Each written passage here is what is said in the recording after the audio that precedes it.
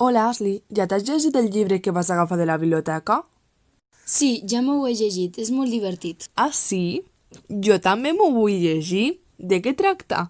Aquest llibre tracta sobre la igualtat, on hi surten bastants reptes divertits per fer reflexionar a la societat sobre aquest tema. És molt divertit perquè és interactiu i fa que la societat en un futur sigui més oberta. Que interessant. Em podries dir alguns reptes? D'acord, en farem 4. Repte 1. Intenta recordar 3 pel·lis on hagis vist escenes masclistes. La Blancaneus, la Ventafocs i la Bella Dorment.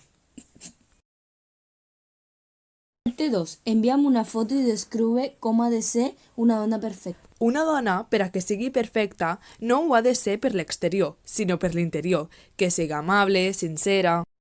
Tens tota la raó.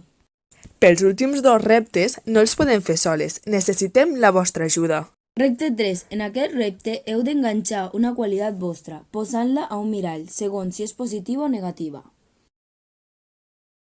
Gràcies per la vostra ajuda. Anem a per l'últim repte. Repte 4. Heu de posar les característiques a l'imatge segons reflexin una relació tòxica o una relació sana. Col·loqueu-la on cregueu.